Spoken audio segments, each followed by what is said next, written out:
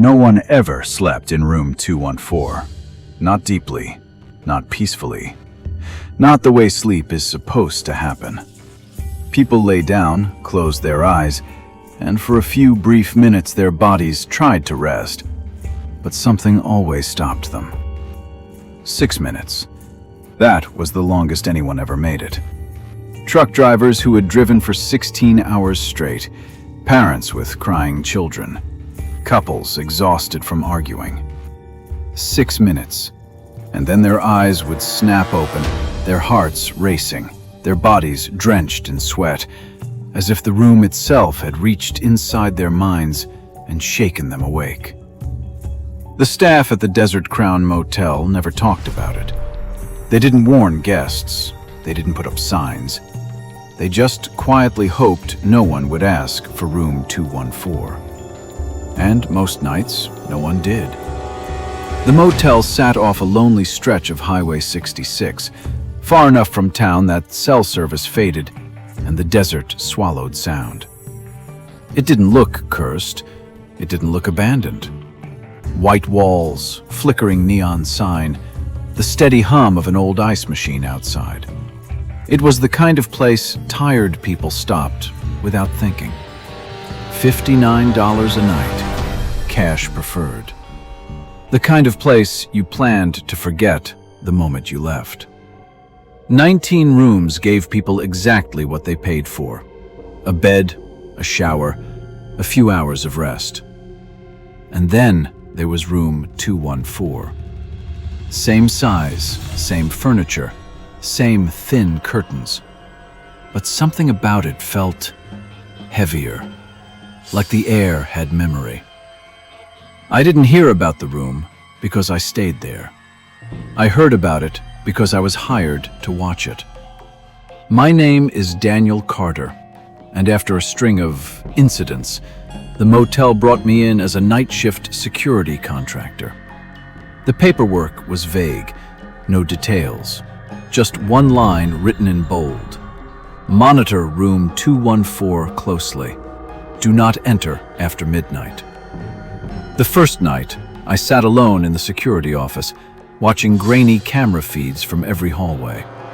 At exactly 2:14 a.m., the screen showing room 214 flickered once and went completely black. Not static, not interference, just black. Then the audio picked up something that made my stomach tighten. Breathing, slow, close, like someone was standing right next to the microphone. But the room was empty. At 11:38 p.m. that same night, a man checked in. Mid-40s, wrinkled suit, eyes that looked like they hadn't closed in days. He didn't ask questions. He just took the key. Room 214. 5 minutes later, he came running back out barefoot, leaving his suitcase, his phone, everything behind.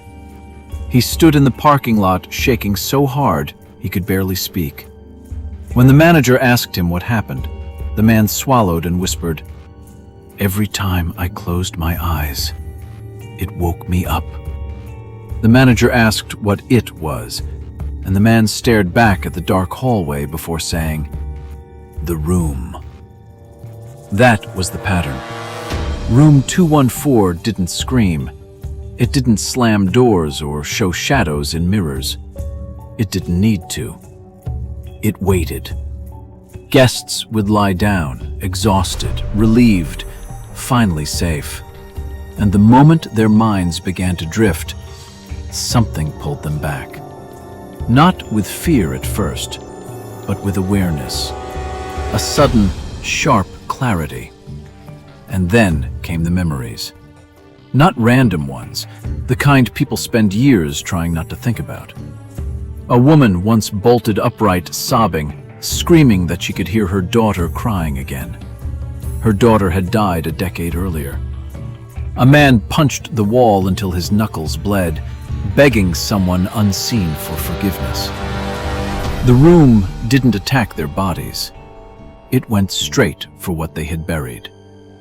I reviewed hours of footage. Every guest behaved differently, but the ending was always the same. 6 minutes. Eyes snapping open, breathing heavy. Terror without a visible cause. One man sat straight up and began apologizing to the empty air, repeating the same sentence over and over, like a confession he'd never finished. The cameras never caught anything supernatural. No figures, no movement. Just people being forced awake by something they couldn't escape. The scariest part wasn't what we saw. It was what we didn't. Then Emily Rowe checked in. Late 20s, traveling alone. Soft voice, calm eyes.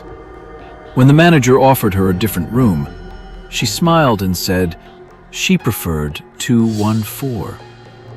I tried to stop it. The manager hesitated, but rules were rules, and the key was handed over. That night, I watched the monitors expecting the same result.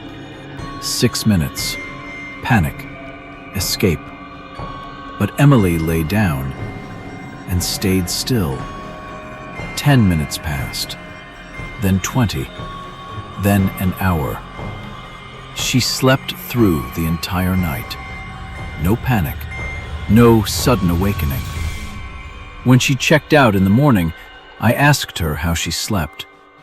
She smiled, but there was sadness behind it. "Better than I have in years," she said. As she turned to leave, she paused and added, "It's not evil. It's just lonely." After that, I couldn't follow the rule anymore. At 2:14 a.m., I unlocked the door and stepped inside room 214. The air wasn't cold. It was heavy, like grief pressing down on my chest. I sat on the bed and closed my eyes. Instantly, I was back in a hospital hallway, staring at my brother through glass, replaying the argument we'd had the night before he died. Words I never took back. Apologies I never said. My heart started racing. I wasn't afraid of the room. I was afraid of myself. I understood then. Room 214 didn't let people sleep, because sleep is escape. And the room refused to let anyone escape from what they hadn't faced. Emily could sleep, because she already had. 6 months later, the Desert Crown Motel burned down in an electrical fire.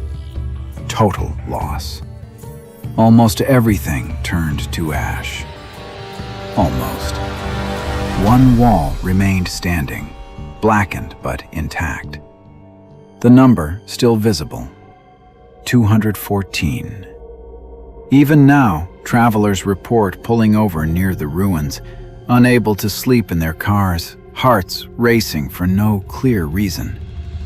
Not haunted by ghosts, haunted by memories.